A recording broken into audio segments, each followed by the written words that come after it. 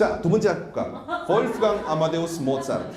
여러분, 모차르트는 35년을 살았습니다. 근데 여러분, 모차르트는 뭡니까? 모차르트 음악의 천재, 음악의 신동 아닙니까? 그럴 만합니다, 여러분. 모차르트는 3살 때 누나가 연주하는 피아노를 뒤에서 어깨 너머로 보고 가서 피아노를 혼자 쳤대요. 배우지도 않고. 나쁜 시키죠, 그죠? 5살 때 첫 번째 작곡을 합니다. 저는 그 5살 때 우유 빨고 있었습니다. 얘는 5살 작곡을 해요. 그리고 9살 생일 때는 교향곡을 작곡. 11살 때는 오라토리오. 아까 우리 오라토리오 얘기한다 그랬잖아요. 오라토리오가 뭔 줄 아세요, 여러분? 오라토리오 잘 모르세요? 오페라는 아시죠? 오페라는 극이 있는 음악입니다. 거기는 독창도 있고 합창도 있고 중창도 있고 뭐 오케스트라 곡도 있고 거기에 무대 장치와 연극이 같이 하는 겁니다.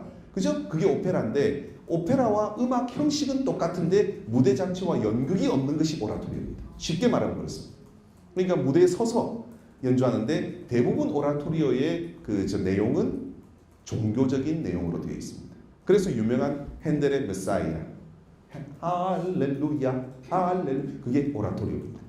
뭐 그 외에도 많습니다. 뭐 하이든이라는 사람 4개 천지창조 뭐 이런 거 작곡했고 뭐 바흐도 많고 하여튼 오라토리오도 굉장히 곡이 많습니다. 그리고 12살에 오페라를 작곡합니다. 23편의 오페라를 결국 작곡을 해요. 35년 살면서. 1년에 오페라 하나 작곡하는 거 이거 어마어마하게 힘든 일입니다. 그런데 그 명작들을 23개를 작곡합니다. 그것뿐만 아니에요. 626곡의 곡을 작곡을 합니다. 오페라를 포함해서. 오페라 그 많은 거 3시간짜리도 한 곡으로 치고 626개 곡을 작곡을 합니다. 대단한 작곡가 아닙니까? 그죠? 그럼 이 사람은 음악 역사상뿐만 아니라 인류 역사상 가장 머리가 좋았던 사람이라는데 IQ가 230에서 250 정도로 추정한다고 하는데 여러분 240까지는 일반인이고 150부터는 천재라 그러잖아요. 그죠? 여기 혹시 150 이상? 나는 국장님은 좀 의심이 돼요. 150 이상이 있더라. 아니에요. 키가 그 정도.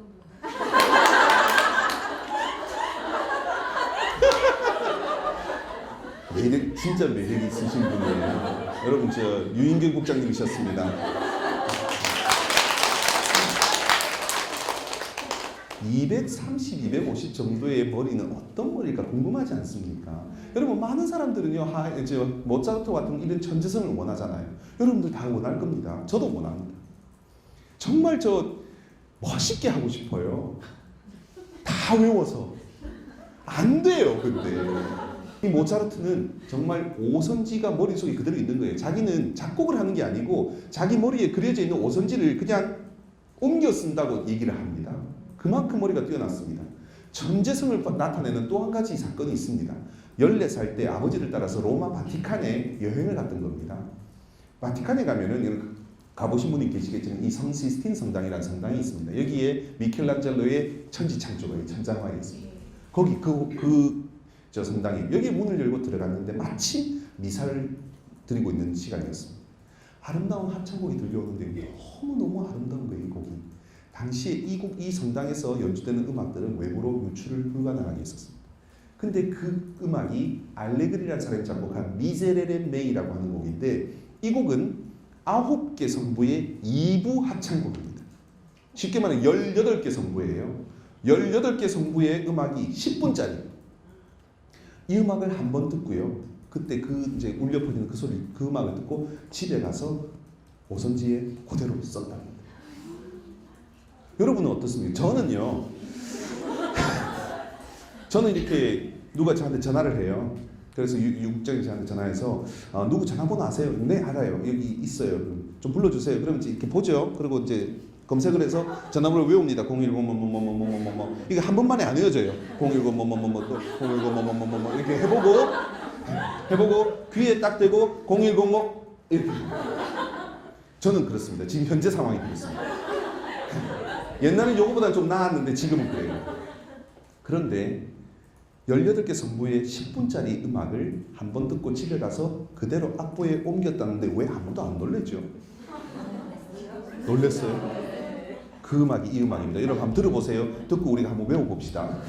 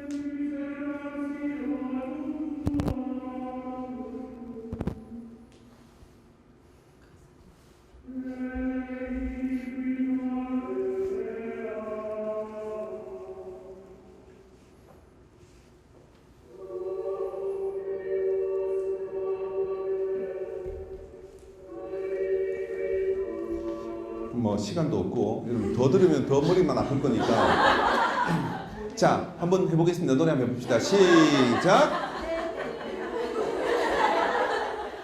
이게 일반인. 여기는 다행히 200 이상의 IQ는 없으시군요.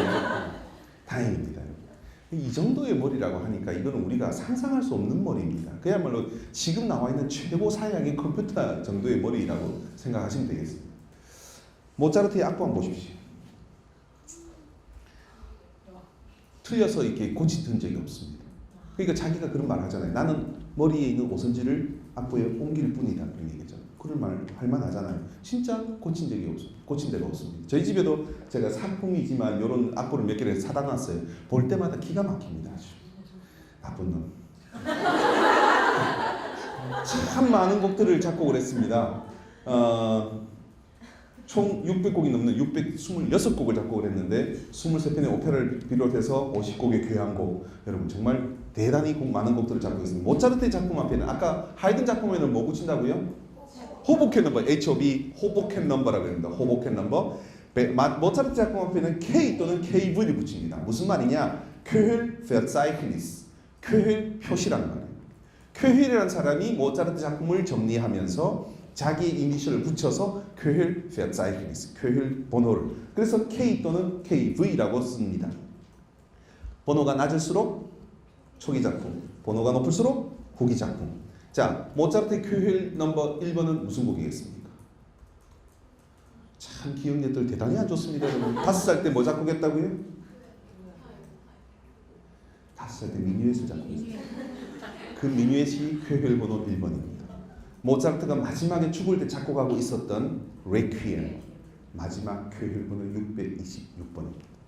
그러니까 이런 걸 알고 있으면, 그러니까 선생님들이 이런 거 이상하게 쉽게 가르쳐주면 참 좋을 텐데, 그죠? 학교 다닐 때 이상하게 무조건 외워 이 새끼야 뭐 이러니까 외우다가 지쳐서 못 외우는 거 아니에요.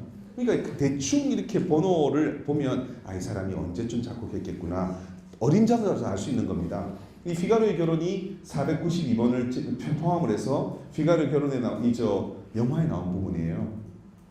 그리고 아이네 클라인 나트 무직 새 3악장, 또 이런 음악들, 우리가 모차르트 음악은 어떤 것들이 있는가 한번 살짝 들어보겠습니다.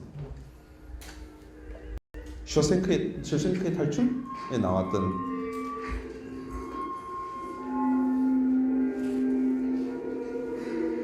피가로의 결혼에 나오는 변지중창이라는 곡입니다.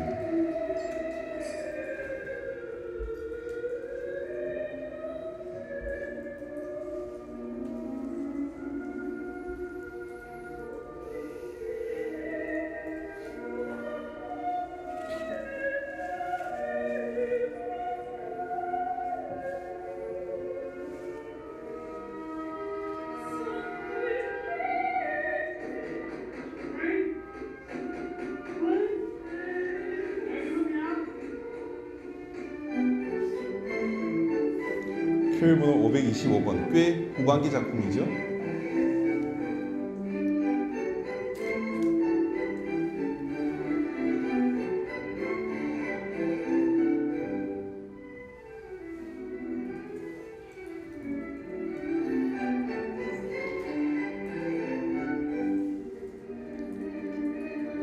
(40분) 교향곡 köhl 번호 550번. 그래도 다 들어보셨죠?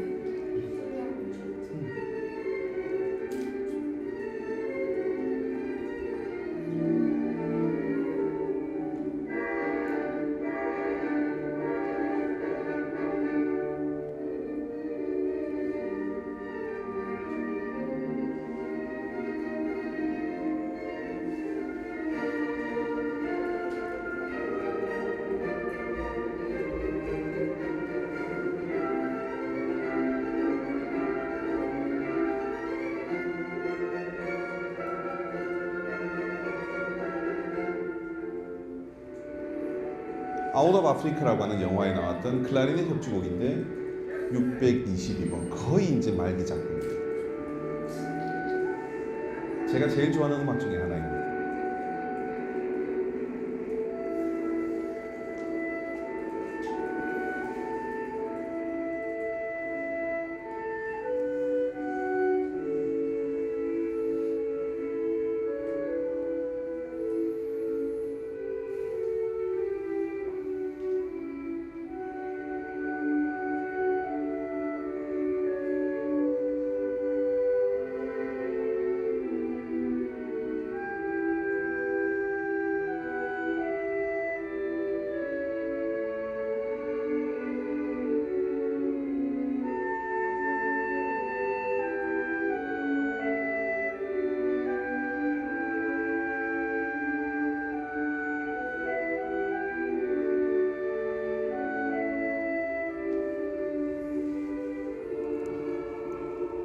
모차르트가 제일 죽을 때 작곡하고 있었던 곡입니다. 레퀴엠. 어느 백작의 부탁으로 작곡을 하고 있었는데 결국은 자기 장성 행진곡이 되어버렸던. 그래서 여러분 아마데우스라는 영화를 보면 이 음악으로 시작하고 그 장면이 아마 기억이 나실 거예요. 라크리모사입니다. 626번 마지막 곡입니다.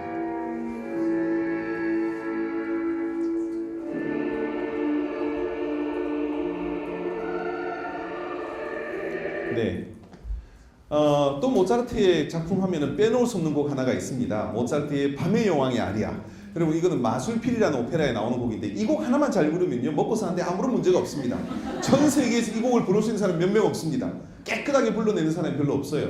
그러니까 이 곡은 여성들이 낼 수 있는, 여성들 보통 여러분들도 알고 계셔야 돼요. 소프라노라 그러면 다 같은 소프라노라 생각하는 거예요. 아닙니다 여러분. 소프라노도 여러 가지 등급이 있습니다. 크게 4개로 나누는데 가장 높은 소리를 내는 콜로라투라 소프라노, 그 다음에 레제로 가벼운 소프라노, 그 다음에 리릭 서정성이 있는 소프라노, 그 다음에 드라마틱 아주 큰 소리를 내는 이런 4개, 크게 4개 등급이 있는데 요거 외울 필요는 없지만 소프라노가 무조건 다 모든 소리를, 노래를 다 소화할 수 있다? 아닙니다 여러분. 그 파트에 맞는 소리가 따로 있어요. 아무튼 이 소프라노 이 역할은 세계 어떤 것보다도 가장 높은 소리입니다. 그러니까 이 노래를 소화할 수 있는 시대별로 이 유명한 가수들이 있었어요.